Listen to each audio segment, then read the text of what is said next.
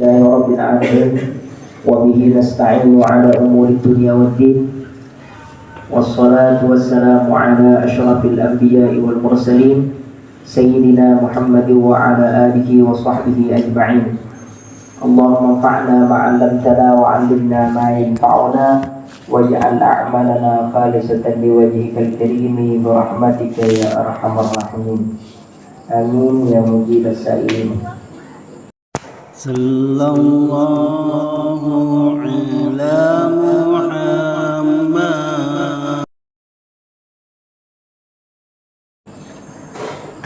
Amma ba'du, para jamaah rahimakumullah. Alhamdulillah, kita panjatkan puji syukur kepada Allah sebagai bentuk terima kasih karena malam hari ini masih diberikan sehat, diberikan sempat bisa berkumpul dalam majlis yang mulia. Semoga kita semua tergolong sebagai orang-orang yang mulia di sisi Allah. Amin ya rabbal alamin. Para jemaah rahimakumullah, setelah tadi kita baca burdah, sholawat, pujian kepada Nabi Muhammad yang itu sudah masyhur di kalangan ulama barokahnya, maka mudah-mudahan sebagaimana barokah yang diperoleh para ulama ketika baca burdah juga mengalir barokahnya kepada kita semua. Amin ya rabbal alamin. Setelah kita baca qasidah burdah, melanjutkan dengan pembacaan kitab Khosaisul Ummatil Muhammadiyah karya daripada As-Sayyid Muhammad Alawi Al-Maliki Al-Hasani. Sampai pada penjelasan malam ini, judulnya Fadlul Adzan wa Syaraful Muadzinin, yaitu bercerita tentang keutamaan adzan, wa syaraful muadzinin, dan kemuliaan orang-orang yang azan. Kenapa ini masuk, azan ini masuk dalam kategori kekhususan umatnya Nabi Muhammad SAW? Karena azan, tata cara ibadah yang ibadahnya melalui panggilan dengan kalimat azan yang tersusun dengan rapi, itu cuma umat Nabi Muhammad. Kalau umat-umat terdahulu itu tidak ada azannya, Pak. Nabi Ibrahim yang diperintah Allah wa adzin finnas itu memanggil manusia, memanggilnya dengan kalimat-kalimat Nabi Ibrahim, tapi tidak seperti azan yang biasa kita lakukan. Kalau azan yang biasa kita dengar, yang sekarang kita lakukan, itu khusus untuk umat Nabi Muhammad SAW. Tidak pernah ada sebelum umat Rasulullah ibadah yang seperti azan itu. Itu memang diperuntukkan untuk kita.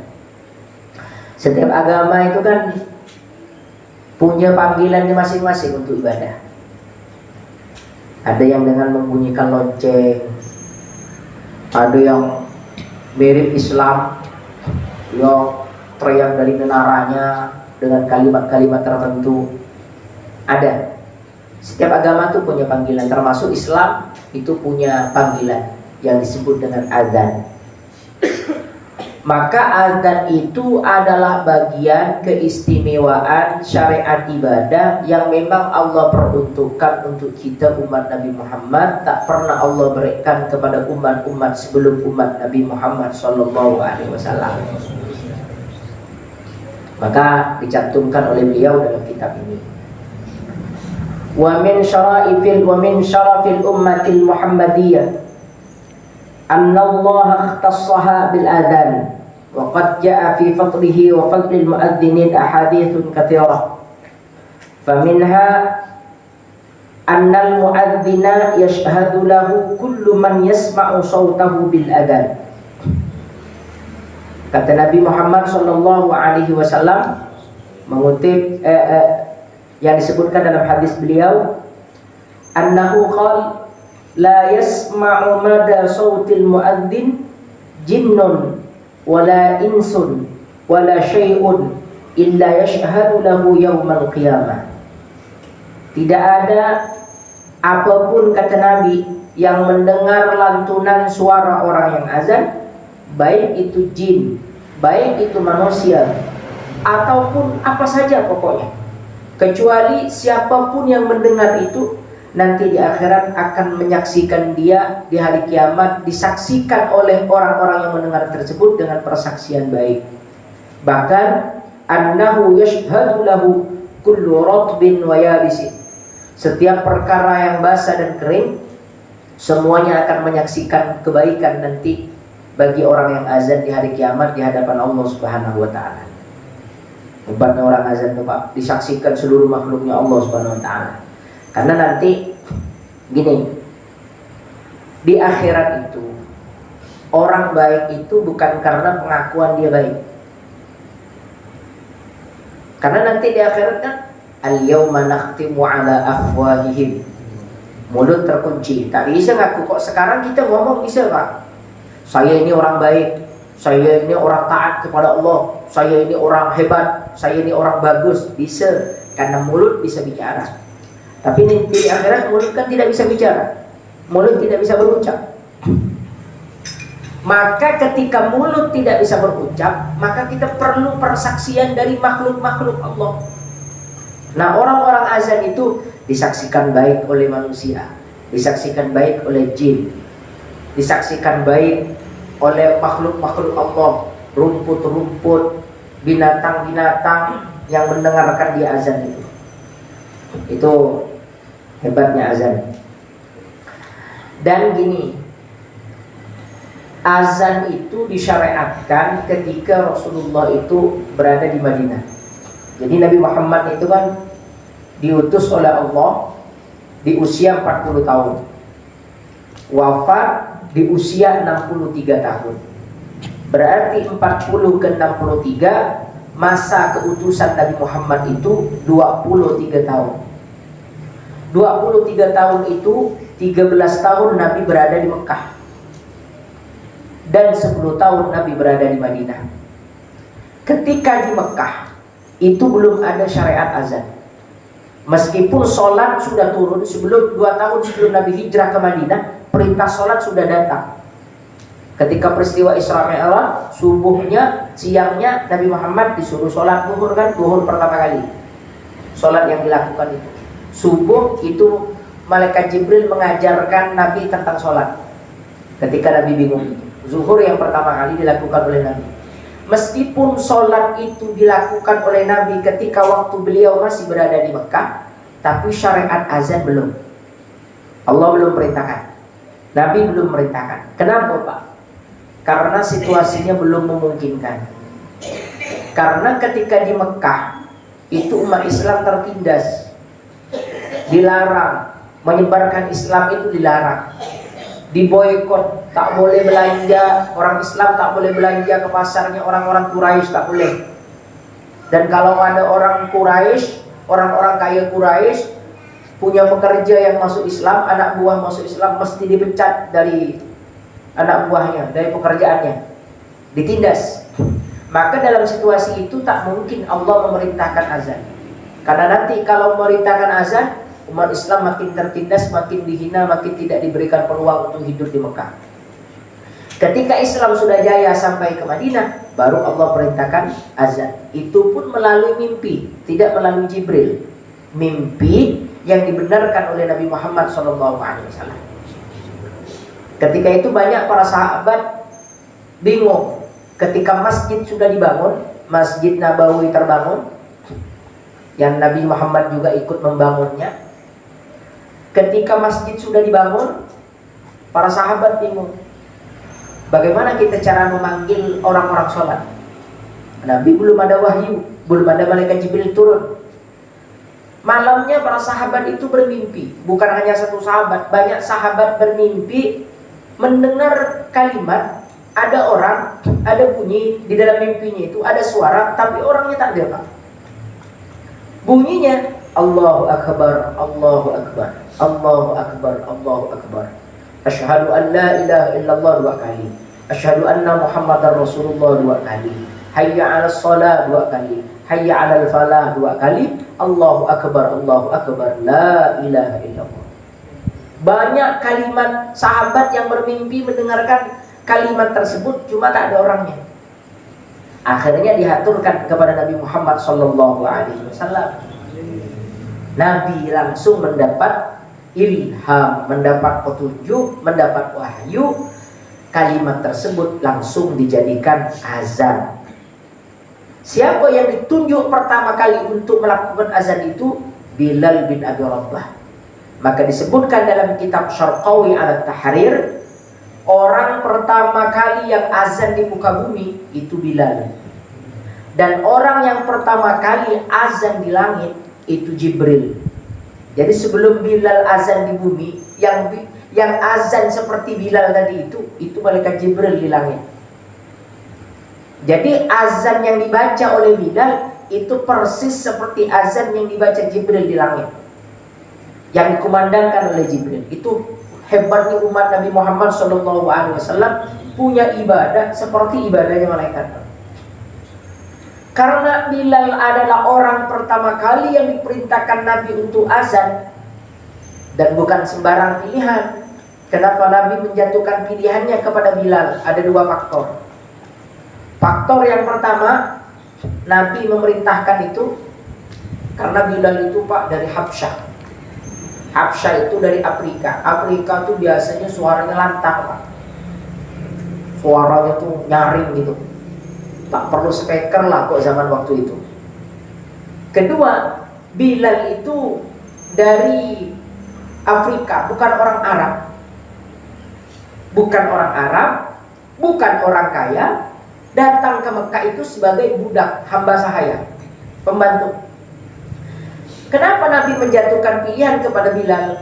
Supaya Rasulullah sedang mengajarkan kepada para sahabat bahwa sesungguhnya di dalam Islam itu semuanya memiliki derajat yang sama. Mau orang Arab atau bukan Arab, mau Afrika atau bukan Afrika, mau yang berkulit putih atau yang berkulit hitam, itu di dalam Islam sawa'un, kedudukannya sama. Tapi yang mulia, inna akramakum indallahi atqakum. Rasulullah itu sedang mau menghilangkan kasta. Karena di Arab itu dulu berkasta-kasta. Kalau bangsa ini lebih mulia dari bangsa ini. Jadi ada kasta 2, 3, 4, 5. Sama seperti negeri kita ini atau Nusantara ini di zaman dulu kerajaan Majapahit, di zaman kerajaan. Sebelum Islam masuk menyamakan kedudukannya, dulu kan berkata-kasta. Ada kasta ini, kasta ini, kasta ini, dan lain semacamnya. Itu berkasta-kasta. Nah, Islam datang mengubah tradisi itu.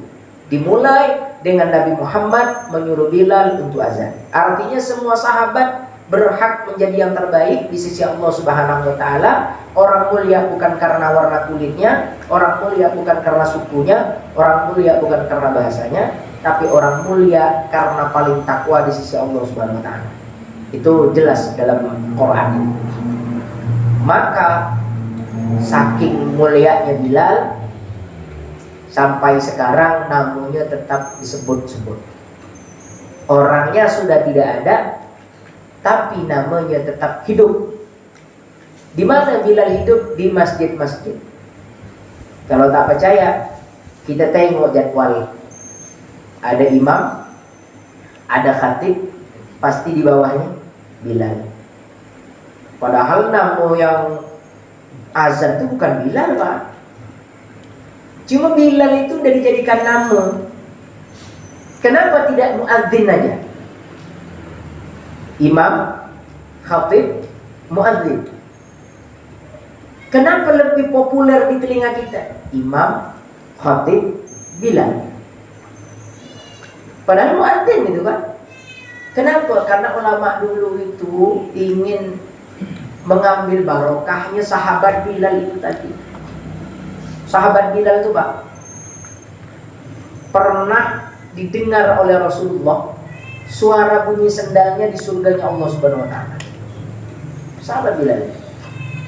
Sampai Rasulullah itu penasaran, ya Bilal, apa amalan yang kamu lakukan sehingga aku dengar bunyi sendalmu di surganya Allah? Itu sahabat hebat. Bingung Bilal. Akhirnya beliau menjawab, ya Rasulullah, saya tidak mengetahui amalan apa atau perilaku apa yang saya lakukan sehingga menyebabkan engkau mendengar bunyi sendalku di surga. Cuma saya punya kebiasaan, kata Bilal, kalau habis wudhu, sebelum air wudhu itu kering dari kulitku, aku melaksanakan sholat sunnah 2 rakaat mensyukuri wudhu itu. Lalu kata Nabi, itu yang menyebabkan engkau diterima amal ibadahnya oleh Allah, perilaku engkau itu dimuliakan Allah, hingga bunyi sendalmu aku dengar di surganya Allah. Sampai jadi syariat namanya sholat sunnah disyukri wudhu. Ada itu Pak, sholat sunnah mensyukuri wudhu. Itu Bilal pertama kali yang melakukan. Kemudian Nabi mengiyakan, maka jadilah sunnah. Namanya sunnah takririyah. Meskipun Nabi tidak memulainya, tapi Nabi mengakuinya, itu termasuk daripada sunnah. Maka sunnah itu banyak, sunnah fi'liyah, sunnah takririyah, sunnah qauliyah. Banyak itu Pak, istilah-istilah sunnah perilaku Nabi Muhammad SAW. Itu Bilal bin Abi Rabah. Nah kemudian saking mulianya, agungnya, sampai disebut dalam hadis ini tentang keutamaan orang-orang yang azan, bahwa nanti di akhirat banyak segala hal yang diperdengarkan, yang mendengar suara azan itu akan menyaksikan dia nanti di akhirat. Inilah alasan kenapa guru-guru kita, masyayikh kita, guru-guru kita dahulu kalau azan pakai speaker. Kalau tak pakai speaker Pak, tidak didengar banyak orang. Dengan pakai speaker, bahkan speakernya terkadang bukan hanya satu kan, ngadap ke penjuru selatan 1, utara, barat, timur 4. Bahkan biar lebih nyaring, lebih jauh jangkauannya, dibuatkan manaro. Manaro itu bahasa Arab. Manaro itu dulu ditemukan oleh sahabat di Persia. Dibuatkan bangunan yang tinggi, di atasnya ditempatkan api. Karena orang Persia itu majusi agamanya, nyembah api. Manaro, tempat api, bahasa Arab itu. Manaro itu tempat api. Akhirnya ditemukan oleh umat Islam, para sahabat, dibuatlah masjid yang di depannya ada manaro. Disebutlah sekarang oleh kita menara. Yang pertama kali buat menara di bumi Nusantara itu ada di Kudus Pak, yaitu Sunan Kudus As-Sayyid Ja'far Shadiq. Buat menara disebut dengan Menara Kudus. Perekatnya dalam sejarah itu, untuk merekatkan batu-batunya itu memakai putihannya telur. Zaman dulu belum ada semen, belum ada pasir. Melekat dan kokoh berdiri sampai sekarang. Tuh disebutlah sebagai menara gitu Mas. Nah, itu alasannya. Kalau ada orang bertanya, kenapa azan itu mesti pakai speaker? Allah Ta'ala kan tidak tulis. Kenapa mesti harus keras-keras azan itu? Kenapa harus speaker 4, 5, 6? Nah itu tak mengerti hadis ini. Orang azan itu bukan nak manggil Allah, bukan Pak. Manggil orang, manggil kita. Al-i'lam, bahasa ini yang disebut azan. Azan itu al-i'lam bidukhuli waktu sholat, memberitahu kepada orang tentang masuknya waktu sholat. Itu namanya azan. Nah sekarang speaker mesti kuat. Kenapa? Karena bunyi-bunyi selain azan sekarang banyak. Bunyi motor, bunyi mobil, bunyi sound system, bunyi TV. Udah gitu ada bunyi di telinga yang disebut dengan headset apa tuh? Makin parah lagi. Kalau sempat tak ada speaker begitu, tak turun orang ke masjid.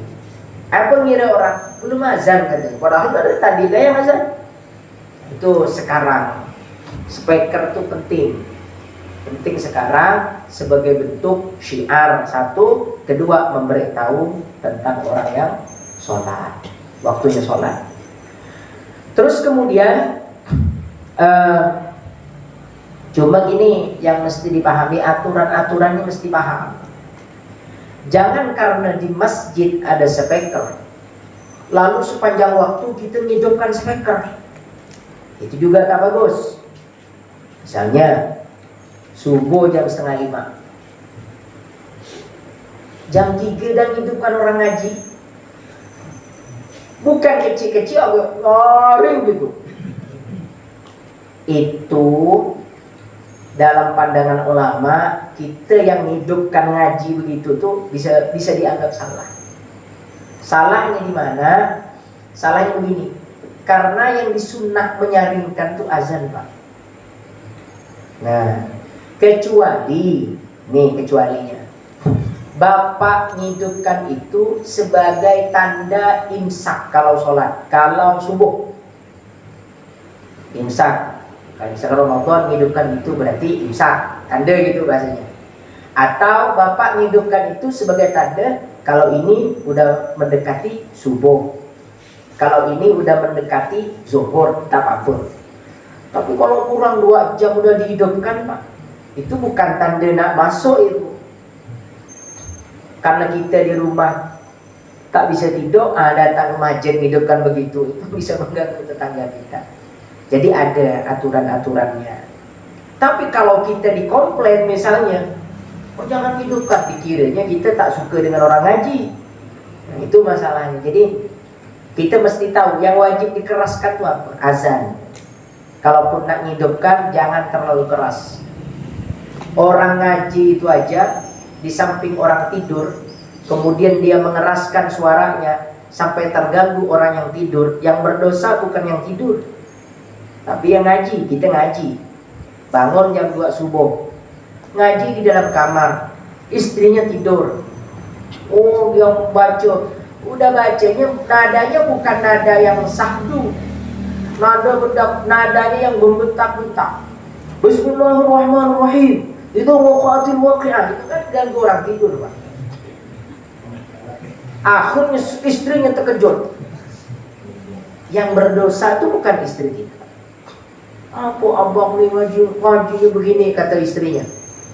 Kita yang tak paham kadang jawab, ini Quran dek, jangan ngomong begitu, katanya. Dianggap Qurannya yang salah, dianggap menyalahkan Quran. Bukan Quran yang disalahkan, caranya. Orang ngaji mengganggu orang sholat, sama, Pak. Tahu itu bisa berdosa. Maka gini, kalau Bapak nak zikir sebelum sholat itu perhatikan dulu. Misalnya Bapak habis adzan sholat sunnah, tengok ke belakang. Kalau di belakang ada orang yang sholat, Bapak zikirnya tak usah pakai speaker. Subhanallah, subhanallah, yang begitu itu tak usah pakai speaker kalau ada orang yang sholat. Karena Bapak kalau ada orang yang sholat mengeraskan suara, itu bisa dianggap mengganggu sholatnya. Berbeda sebaliknya, waktu Bapak mulai zikir tak ada orang sholat, subhanallah, subhanallah, tak sampai alhamdulillah ada orang naik sholat. Apakah Bapak menghentikan zikirnya? Tidak. Kenapa? Karena ketika Bapak mulai duluan, orang yang sholat itu sudah siap bahwa dirinya tidak akan terganggu, Pak. Jadi itu namanya qarinah, namanya situasi. Kalau kita yang mulai dulu, orang yang sholat itu kan udah siap, ada orang baca begitu. Tapi kalau dia ada orang sholat, kita zikir tak usah pakai speaker, subhanallah, pakai suara aja, supaya tidak mengganggu orang yang sedang sholat itu. Itu yang yang mesti dipahami. Itu tata cara, Pak. Tata cara azan itu memang sunnah Islam. Misalnya kita azan, lalu ada tetangga kita terganggu dengan suara azan itu. Apakah kita berdosa? Tidak berdosa. Tapi kan membuat ganggu orang tidur. Kenapa tidak berdosa? Karena azan memang dianjurkan keras, dan tujuan azan untuk membangunkan orang yang lalai. Maka tidak berdosa. Beda dengan Quran. Baca Quran yang keras kemudian bisa mengganggu orang tidur. Kenapa bisa berdosa? Karena baca Quran tidak dianjurkan keras, Pak. Dan baca Quran tersebut bertujuannya bukan untuk membangunkan orang yang lupa, tidak. Beda dengan azan. Itu jangan disamakan. Ada hukum, ada sebuah ibadah, dua ibadah yang memang fungsi dan cara pengamalannya berbeda-beda. Termasuk di antaranya itu. Terus kemudian tentang keutamaan azan ini juga disebutkan oleh Nabi Muhammad SAW. Lau ya'lamun nasa ma fin nida was-saffil awwal thumma lam yajidu illa ayyastahimmu lastahammu ya Allah alaih lastahammu alaih. Kata Nabi Muhammad SAW, seandainya manusia itu tahu keistimewaan, keutamaan di dalam azan dan barisan pertama, barisan pertama, thumma lam yajidu, kemudian setelah dia mengetahui keutamaan itu ternyata tidak mendapatkan azan, tidak mendapatkan barisan pertama, kecuali dengan cara diundi, lastahammu, pasti mereka semua akan berebut-rebut untuk ikut undian. Seandainya mereka itu tahu keutamaan azan dan keutamaan berada di barisan pertama. Cuman karena tak tahu, yang nak maju ke depan tuh mesti dipaksa dulu. Bahkan pengurus masjid, takmir masjid berkali-kali bilang, kalau Jumat biasanya disebutkan dipanggil para jemaah yang masih berada di belakang silahkan maju ke depan. Belum, tak ada bergerak sama sekali. Diulang lagi, para jemaah yang masih berada di belakang silahkan maju ke depan. Kenapa enggan maju ke depan? Karena tidak melihat keutamaan, keagungan, keistimewaan berada di barisan pertama. Coba ditampakkan Allah. Seandainya ditampakkan Allah keutamaan itu, tak ada orang berangkat Jumat itu akhir-akhir. Kalau Jumat jam setengah 12, paling tidak jam 7 dia ada di situ. Cobalah kalau tanya, tak usah tampakkan pahala dulu, duit jalan. Yang berada di barisan pertama akan diberikan hadiah 100.000 per orang. Kalau tak percaya, coba Jumat ini. Mulai besok, buatkan pengumuman di masjid. Hari Jumat ini ada orang dermawan yang memberikan uang 100.000 untuk setiap orang yang ada di barisan pertama. Apa bayangan kita? 100.000 tuh kalau kita kerja jual keliling, kata bahasa kita, sehari Pak. Ini tinggal berangkat ya kata. Akhirnya jam 7 turun 5. Apa dibuat tidur di masjid? Yang penting berada di saf pertama kata dia, tak masalah. Kalau perlu bawa bekal apa nih? Itu padahal hadiah yang Allah berikan lebih dari itu. Duit 100.000 tak akan bisa beli surga. Duit 100.000 tak bisa jogok malaikat mungkar nakir Pak. Tapi pahala yang Allah sediakan kepada orang yang berada di barisan pertama itu bisa masuk surga, bisa jauh dari neraka, bisa selamat daripada malaikat mungkar dan nakir dan lain semacam. Cuma kami malu Pak Ustaz. Yang depan nanti disuruh baca doa aku. Bapak tak usah khawatir. Kalau memang kita tak bisa baca doa, tak mungkin disuruh baca doa. Kalau kita tak bisa baca doa, disuruh baca doa, yang salah itu yang nyuruh Pak. Kita kan udah tahu kita tak bisa baca, tapi disuruh. Salah yang nyuruh itu yang salah. Dan orang yang nyuruh itu, tak usahkan orang, tak usahkan takmir masjid, kita aja kalau mau nyuruh orang, lihat dulu orangnya. Bapak rumahnya, atap rumahnya bocor, ayo nyuruh siapa? Kan tak mungkin sembarang orang disuruh. Masa ketemu anak-anak kecil, dek minta tolong betulkan seng di atas rumah, kan tak mungkin Pak. Pasti yang disuruh bapak itu orang yang ngerti itu, paling tidak tukang, kan begitu. Maka tak usah takut itu bisikan daripada setan supaya kita tak diam di barisan itu. Dan gini Pak, kalau bapak sudah berada di barisan terdepan, itu makruh mengalah. Makruh mengalah itu apa? Karena melihat ada orang di belakang, mundur bapak, orang disuruh maju. Bapak mundur, orang disuruh maju, itu makruh hukumnya. Al-izar bil qurabi makruh wa bi ghairiha mahbub dalam kaidah fikih. Mengalah di dalam urusan kebaikan itu hukumnya makruh. Tapi kalau selain kebaikan itu sunnah. Nah, jadi itu apa namanya? Keutamaan. Sop pertama itu, barisan pertama itu. Barisan pertama adalah barisan yang mendapatkan istighfar khusus dari malaikat Allah Subhanahu wa taala. Malaikat yang membacakan istighfar. Tapi kalau udah penuh di depan, jangan kita maju menyempitkan orang. Kalau pengen keutamaan barisan pertama, biarpun sempit maju dia. Itu berdosa. Tak boleh kita diam di satu tempat yang membuat orang lain itu sempit. Ya ayyuhalladzina amanu idza qila lakum tafassahu fil majalis fafsahu yafsahillahu lakum. Itu perintah Allah, adab orang bermajelis itu begitu. Ini maju atau sampai melangkahi kepala orang, leher orang, itu haram hukumnya. Takhatir riqab dalam bahasa kitabnya seperti itu.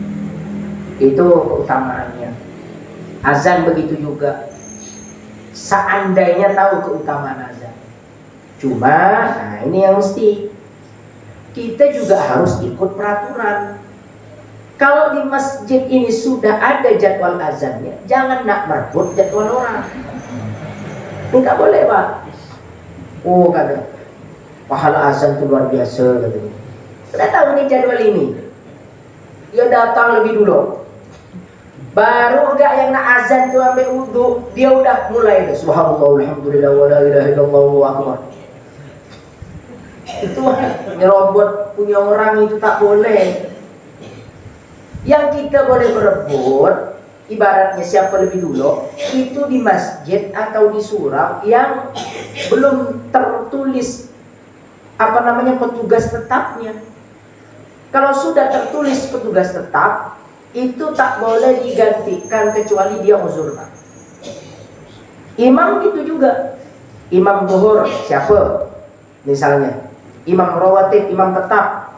Kalau dia belum ada informasi atau tidak ada uzur atau tidak melebihi kesepakatan yang sudah disepakati, maka tak boleh digantikan. Biar bunyi qomat itu bunyi. Nanti bunyi qomat itu, Pak. Tapi dia belum minta ganti, belum ada laporan, belum ada informasi bahwa dia tidak bisa, atau belum melewati kesepakatan. Misalnya 10 menit dari bunyi qomat, kalau tidak hadir diganti misalnya. Belum sampai kesepakatan itu, maka tak boleh diganti. Itu imam rawatib namanya, imam tetap dalam masjid itu. Jadi jangan merebut. Gitu juga yang posisinya Allah jadikan khatib, dipilih oleh masyarakat menjadi khatib, jangan berebut jadi muazzin. Yang dipilih masyarakat jadi muazzin atau bilal, jangan berebut jadi imam. Artinya kita duduklah di posisinya masing-masing. Meskipun pahala azan begini, akhirnya khatibnya melamar jadi muazzin. Udahlah tukar ya kita. Saya nak jadi muazzin, ente jadi khatib. Akhirnya ditukar betul. Yang jadi khatib disuruh muazzin, azan gampang, Pak. Tapi yang jadi muazzin kalau tak biasa jadi khatib itu bahaya. Apalagi konsep khutbahnya pakai konsep. Malamnya udah siap, oh khutbah besok macam ini. Udah nak berangkat, hilang pula konsep itu. Apa nak disampaikan? Akhirnya buka, karena yang nak disampaikan tak sesuai dengan apa yang direncanakan tadi malam. Akhirnya bacanya dieja, Pak. Pelan. Akhirnya sholat Jumatnya jadi gaduh. Masyarakatnya, wah kok begini, khotibnya begini. Karena yang tadi belum pantas, belum bisa jadi khatib, dijadikan khatib. Jadi itu diposisikan sesuai posisinya masing-masing. Kalau yang sudah khatib, ya khatib. Yang sudah imam, ya imam. Kecuali muazzinnya tak ada. Ada posisinya masing-masing itu ada. Rasulullah itu sepanjang hidupnya tak pernah azan, meskipun pahala azan begini. Kenapa? Karena Rasulullah pandai menempatkan posisi. Rasulullah sudah menyuruh Bilal, Rasulullah sudah menyuruh sahabat yang lain, maka mereka yang duduk di posisi azan. Rasulullah posisinya berada di posisi jadi imam, khatib, dan lain semacamnya. Jadi ada di posisinya masing-masing. Apakah Rasulullah karena keutamaan azan begitu luar biasa lalu merebut haknya Bilal yang jadi azan? Tidak pernah, Pak. Jadi disesuaikan dengan kondisinya masing-masing. Itu yang mesti dipahami tentang azan. Dan azan itu bukan hanya untuk sholat. Ada azan tapi bukan untuk sholat. Satu, karena ada angin kuat. Kalau ada angin kencang, ada angin kuat, bapak disunahkan azan. Karena azan itu, Pak, menolak bala. Kalau di kampung ini, di kampung itu masjid dan suraunya ada yang azan, maka antara azan ke azan itu dalam tanggungan Allah Subhanahu wa taala, kampung itu tak akan diazab, tak akan diturunkan bala oleh Allah Subhanahu wa taala. Maka ada jamaah, tak ada jamaahnya, jangan sampai masjid dan surau tidak diazani. Mau bapak paket komplit? Apa maksud paket komplit itu? Azan, kamar, imam, baca doa, itu paket komplit itu. Tak apa, Pak. Yang penting masjid dan suraunya ada yang mengazani. Dan itu menjadi sebab tidak turunnya azab di kampung kita, di daerah kita. Menolak bala. Tapi kalau sudah paket komplit ini tak ada, Pak. Tak ada yang azan, tak ada yang sholat di situ. Itu ibarat banjir, ibarat sungai. Itu udah tidak ada pembatasnya lagi. Tidak ada Pak, penghalangnya itu. Tanggulnya. Ibaratnya tidak ada tanggulnya. Kalau sudah tidak ada tanggulnya, banjirlah daerah itu. Maka azan ini. Maka kalau ada angin kuat itu sunnah diazankan, karena angin menolak bala. Azannya bagaimana? Sama seperti azan biasa, cuma ngadap ke arah angin. Kalau anginnya dari selatan, bapak ngadap ke selatan. Lalu tak lama pertengahan azan muter ke utara, bapak ngadap lagi ke utara. Dari utara muter dari barat, ngadap ke barat. Pokoknya ada arah angin gitu. Biasanya kan kalau kita azan di masjid di surau kan menghadap kiblat. Kalau azan untuk angin itu menghadap ke arah angin. Maka dalam satu kali azan bapak bisa muter-muter itu. Ya tidak apa-apa, itu memang sesuai arahannya. Kedua, disunnahkan azan itu ketika ada orang kesurupan. Kesurupan itu, kalau ketemu orang kesurupan, azani, Pak. Azani, karena setan itu kalau diazani itu lari terbirit-birit. Tapi jangan kaget, ada orang kesurupan dibacakan Yasin, malah lebih pandai dia baca Yasin. Ada tuh, Pak. Pandai juga dia baca Yasin, baca kulu, pandai juga baca kulu. Itu ada memang kelas-kelas jin itu macam-macam. Ada yang mendengar azan itu takut dia terbirit-birit. Itu setan kelas 3, yang kelas 3 itu belum punya kekebalan. Tapi kalau yang punya kekebalan itu, yang jenderal-jenderalnya itu, orang azan santai dia. Santai. Tak takut dengan bacaan Quran itu. Tak takut dia. Karena sudah bahasanya udah kebal. Kemudian disunahkan azan itu juga anak yang baru lahir. Jangan nunggu dibersihkan. Kalau anak kita lahir, meskipun dia belum dibersihkan, azan di telinga kanan, qomati di telinga kiri. Keutamaannya apa? Anak yang diazani telinga kanan dan diqomati telinga kiri tidak akan mati dalam keadaan musyrik, hidup dalam keadaan Islam, mati dalam keadaan Islam. Hidup beriman, mati memenuhi iman. Itu warisan terbaik kita, Pak. Waris harta bisa habis, tapi waris keimanan tak akan habis. Habis itu anak kita bacakan Inna anzalnahu fi lailatul qadr sampai selesai. Kalau dibacakan, diazankan di telinga kanan, diqamati di telinga kiri, dan dibacakan Inna anzalna, satu, anak kita akan mati dalam keadaan keimanan. Kedua, anak kita akan selamat dari perbuatan zina sepanjang hidup. Tapi lupa dulu anak saya, Ustaz, ya buat lagi sekarang. Nanti kalau udah punya anak baru amalkan itu. Soalnya keburu dulu belum tahu bahasanya. Yang muda-muda lah, yang masih sehat. Jadi itu azan itu banyak fungsinya azan. Bapak mau bangun rumah, azan nih Pak. Ini tanah kosong.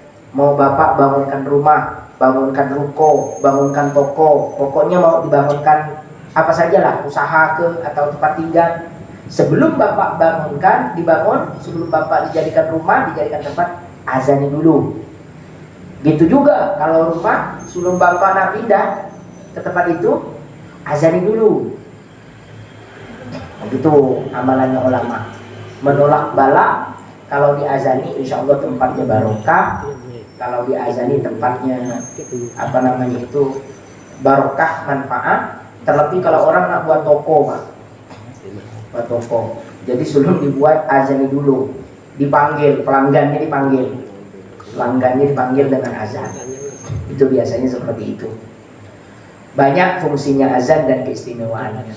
Semoga barokah manfaat. Semoga kita mendapatkan keridhaan Allah Subhanahu wa taala, menjadi ilmu yang mengantarkan ke surganya Allah, dan mudah-mudahan mendapatkan keistimewaan sebagai umat Nabi Muhammad SAW. Amin ya rabbal alamin.